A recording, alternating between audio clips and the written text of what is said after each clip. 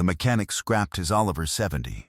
A farmer pulled it from a ditch and farmed 17 more years. The Oliver 70 was in a ditch on County Road 600, 3 miles south of Sullivan, Illinois. The third week of March 1963, Ray Kimball saw it on a Tuesday morning while driving corn to the elevator in his Ford truck. He was 58 years old. Had been farming in Moultrie County since 1927. He pulled onto the shoulder, turned the engine off, and got out. The tractor was nose down in the ditch at a 40-degree angle. The front wheels had gone through the crust of the shoulder mud and stopped against the clay underneath. The left rear tire was flat and sunk 4 inches into the soft bank. The hood had been painted Oliver's Persian orange at some point in its life. By March of 1963, most of that color had chalked off to a faded clay brown, flaking at the seams where the cowl met the hood sides. The exhaust stack was bent about 15 degrees to the left. The throttle rod had come loose from its bracket and was hanging against the fuel tank. The seat had cracked down the middle, the two halves splayed apart. Ray walked around it. He checked the serial plate on the dash rail, could not read it through the surface rust. He tried the throttle rod. It moved with resistance, but moved. He pressed on the sidewall of the left rear tire. It held air. He pressed on the right. It did not. He could see where the right tire had scraped something going into the ditch, a clean split up the sidewall about 6 inches long. He crouched and looked under the tractor. Oil pan intact. No obvious cracks in the block casting. He stood up and put his hands in his coat pockets. Drove on to the elevator. Came back that afternoon with a tow chain and a come-along winch. He had the Oliver in his machine shed by 4 o'clock that Tuesday. He chained the front axle to a wall bracket, blocked the rear wheels with fence posts, and left it. He had ground to think about. His 180 acres of corn and soybeans ran across 2 parcels in Moultrie County, and he was coming up on planting with equipment that was not reliable. His 1951 Farmall M had started burning oil the previous September. A quart every 3 days by November. A quart every 2 days by February. The rings were worn past any reasonable tolerance. He had gotten estimates at 2 shops in Sullivan. A full ring job and valve reseal on the M would run $160 to $190 in parts and labor. He did not have that available in March. He had seed corn and bean seed to buy. He had a fertilizer contract to settle. The tractor had to wait. The Oliver sat in the shed for 6 weeks. Ray found out what the tractor was while he was at the Sinclair station on the square in Sullivan. That was where the farmers of the county gathered most mornings before going out to their ground, standing with paper cups of coffee near the pumps, talking about prices and weather and equipment. He heard the Oliver's history in pieces over 2 or 3 visits. The tractor had belonged to Gerald Rich, who farmed north of Bethany.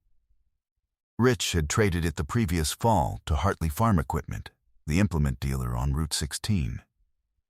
The tractor came in with an engine problem.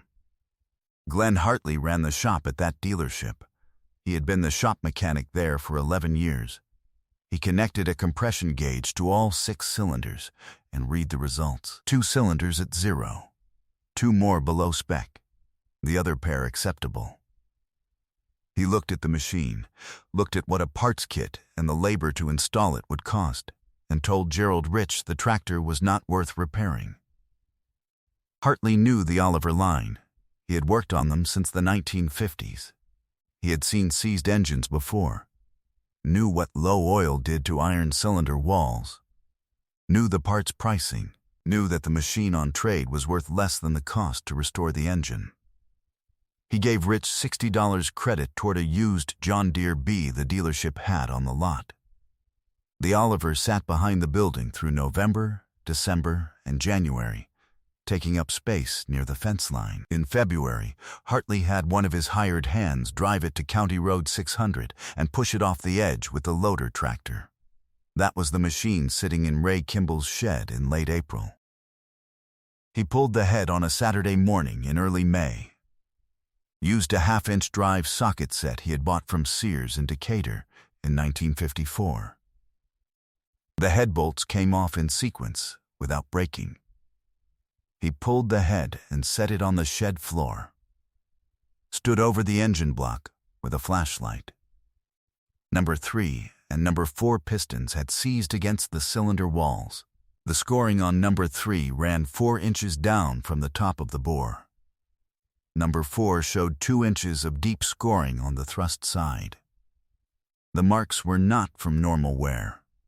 They were from a single heat event, the kind that happens when oil level drops low enough that the film between piston and wall fails under load. The piston expands. The wall does not give. They lock together. He checked the other 4 cylinders. 1, 2, 5, and 6 were worn. The rings had gone slack.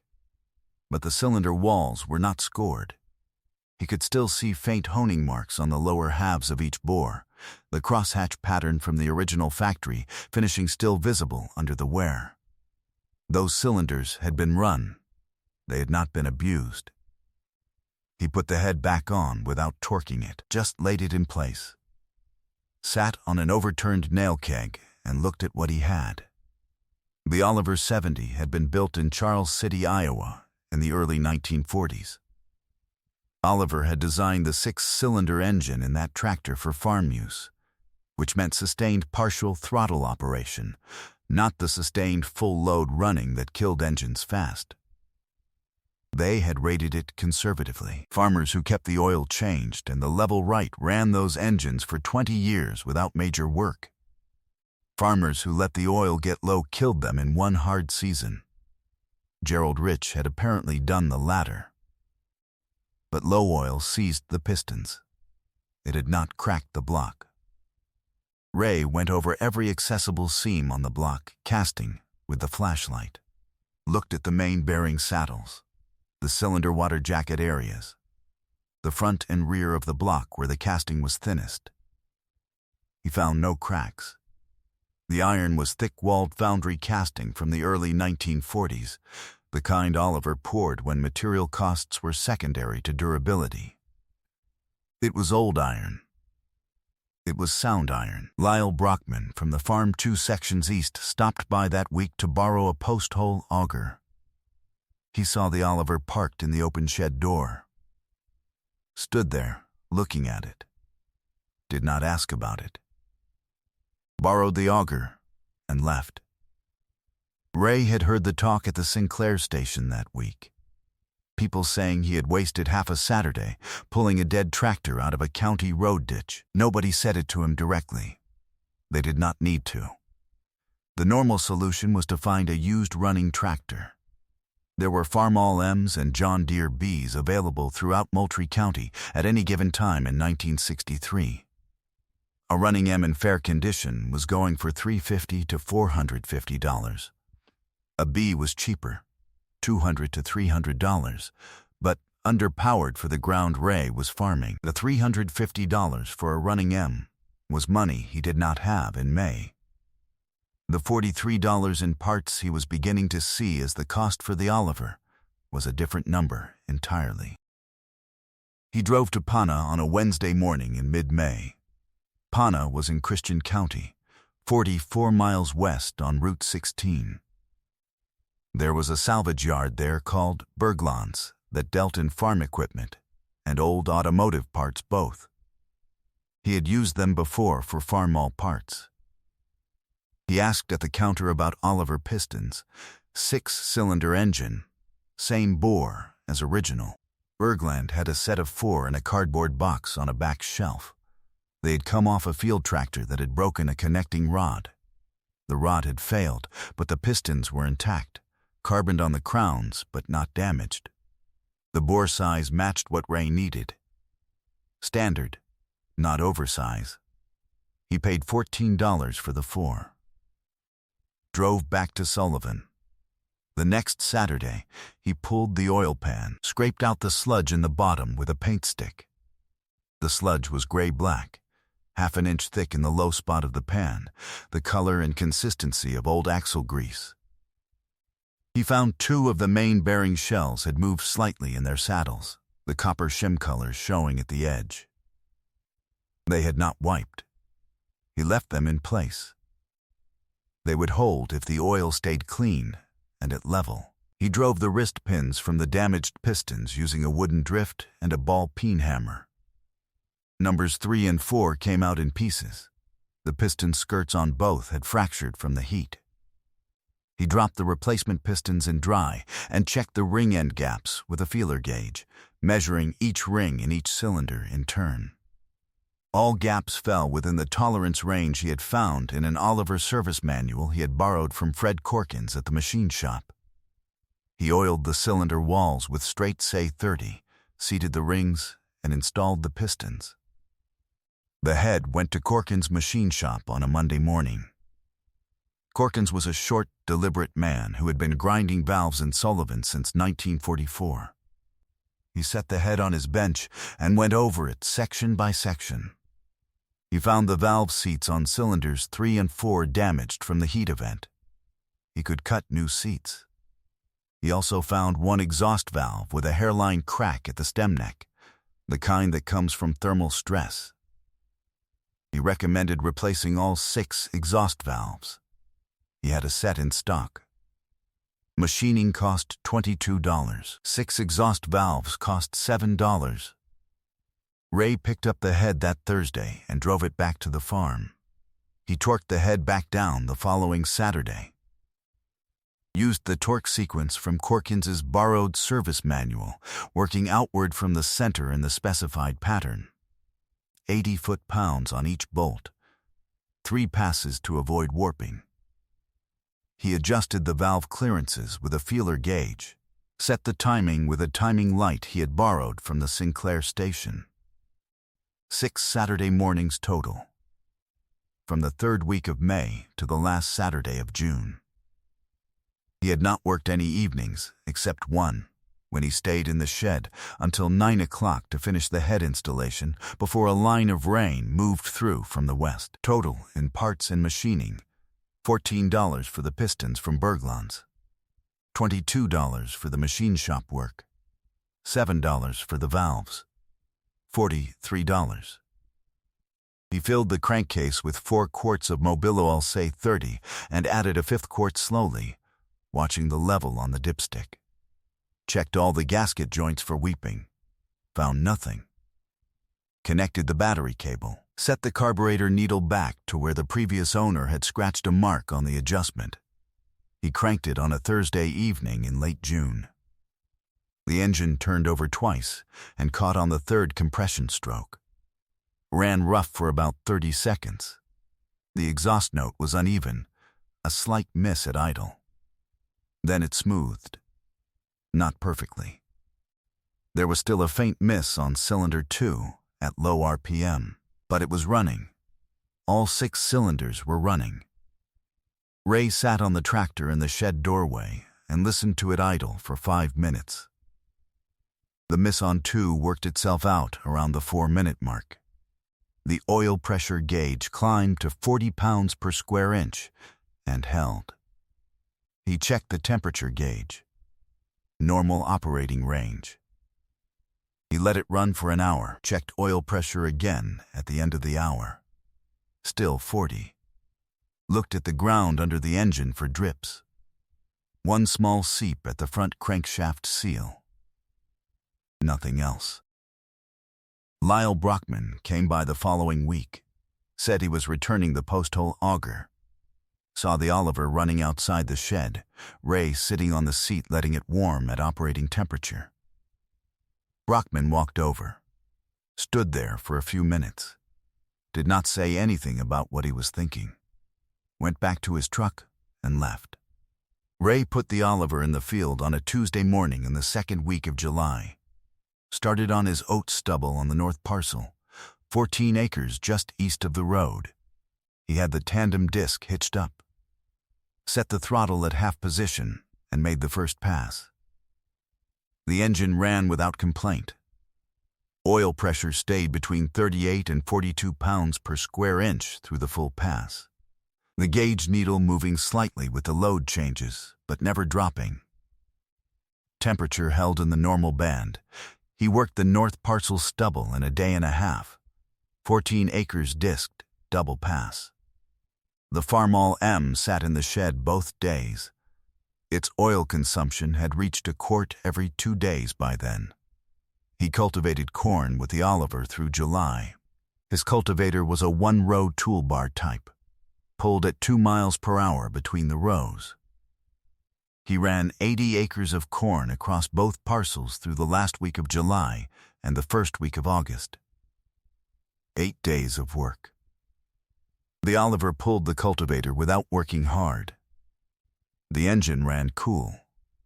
The oil pressure held. Glenn Hartley, at the implement dealership, heard about the tractor through the same routes Ray had heard about its history. Someone at the Sinclair station had mentioned seeing it in the field. Hartley ran into Ray at the Moultrie County Farm Bureau meeting in August of 1963. They spoke briefly. Hartley did not bring up the tractor. 2 years later, a farmer named Carl Baird came to Hartley with a seized Oliver 88. Similar problem, different machine. Hartley looked at the engine, ran his compression gauge, and told Baird the engine was a marginal proposition. Then he gave Baird Ray Kimball's name. Did not explain why. Just said he might want to talk to him first. Baird drove out to the farm on a Thursday afternoon. Ray walked him through what he had done on the 70. The block assessment with the flashlight, the pistons from Berglund's in Pana, the headwork at Corkin's shop, the torque sequence, the oil fill and the startup, total parts and machining, $43. He did not include his time. Baird fixed his Oliver 88 the following spring. Parts and machining ran $58 for his larger engine. The 88 farmed another 11 years. Ray used the Oliver 70 through the fall of 1963 and into 1964. By 1964, he had taken the Farmall M to Corkins and had the rings and valves done. He had both tractors running. He kept the Oliver on the south parcel, which ran lighter ground, and used the M for the heavier pulling on the north parcel, where the clay ran deep. The Oliver stayed in the rotation from that point forward. It went through corn planting in 1965. Through the dry summer of 1966, when Ray was cutting corn stalks for silage and needed both tractors working at once. The M on the picker and the Oliver on the silage blower power takeoff. Through 1967 and 1968. The miss on cylinder 2 never returned after the first season. The crankshaft seal seep stopped on its own by October of 1963, the seal material having swelled enough with heat cycling to close the gap. Ray checked the valve clearances in the winter of 1966. Found all 12 within the specified range. 2 intake valves had tightened slightly, closer than the minimum. He adjusted them back to the middle of the range with a feeler gauge and a box-end wrench. Changed the carburetor needle seat in the spring of 1968 because the engine had started running lean and hunting at idle. The needle seat cost $2 from Corkin's parts shelf. The hunt disappeared the same day. The tractor needed a clutch disc in the spring of 1970. 7 years of use had worn the disc lining to the rivets. He pulled the clutch cover with his son-in-law, Dale Fortner, on a Saturday morning in April. Pressed a new disc into the pressure plate assembly on Corkin's arbor press that Monday. Cost $12 for the disc. The job took 4 hours of his labor and 1 hour of Fortner's. That was the only major repair in 17 years of service. By 1973, Ray was 68 years old. He had cut his operation back to 140 acres. The north parcel was cash rented to Fortner, who worked it with a newer International 766. Ray still farmed the south parcel himself. He planted corn, harvested it in the fall, and ran the Oliver 70 for tillage in spring. The same tractor he had towed out of the ditch on a March afternoon 10 years before. The Oliver was 30 years old by 1973, built in Charles City, Iowa, sometime in the early 1940s, during the war years when material was allocated carefully, and what was made to last.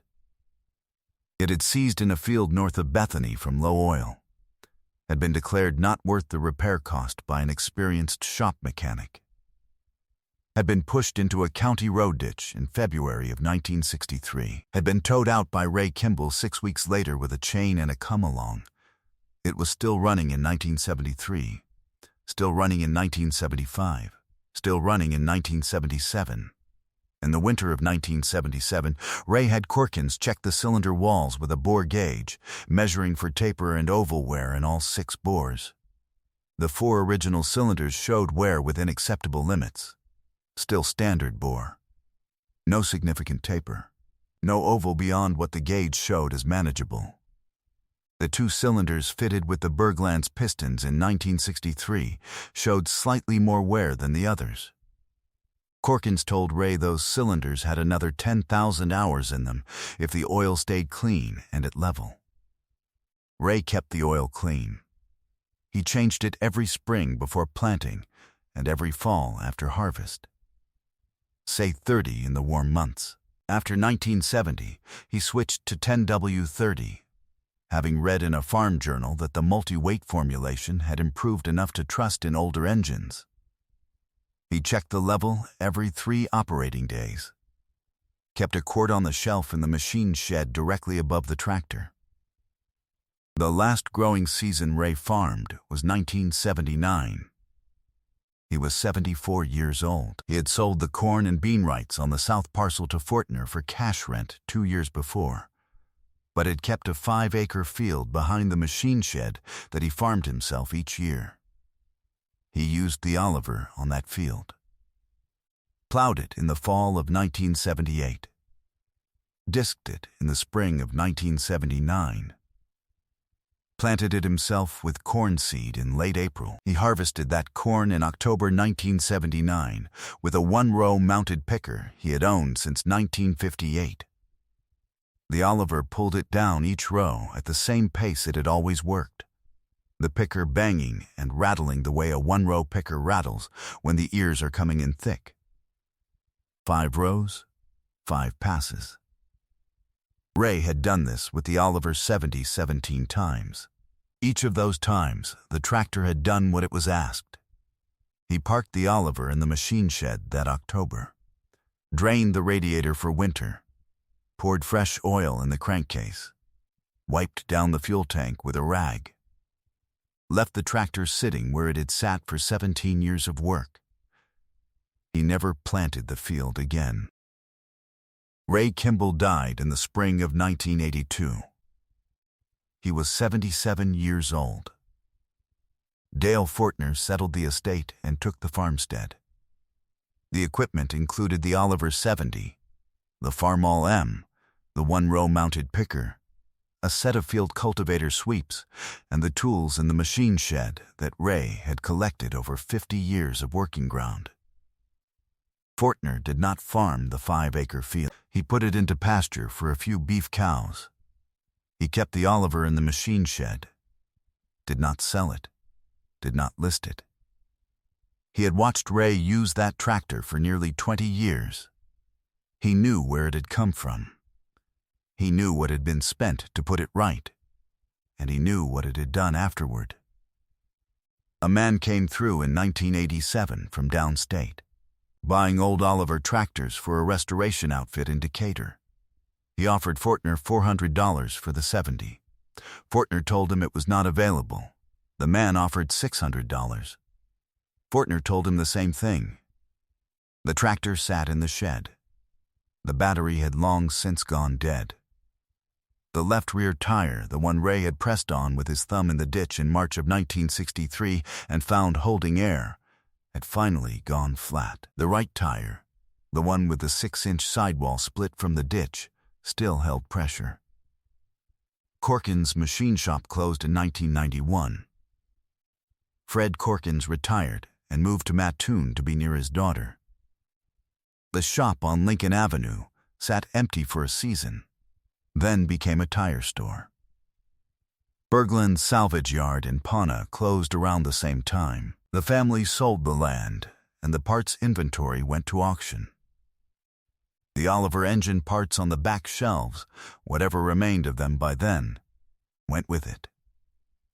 Glenn Hartley retired from the implement business in 1994. The Route 16 dealership had changed hands twice since Hartley had worked the shop there. It was selling a different equipment line by then. The Oliver 70 is still in the machine shed 3 miles south of Sullivan, Illinois.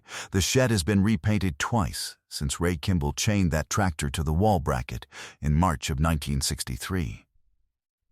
The fuel tank has surface rust across the filler neck, but no pinholes. The hood paint is gone almost entirely now. The original Persian orange reduced to a ghost of color in the protected seam lines.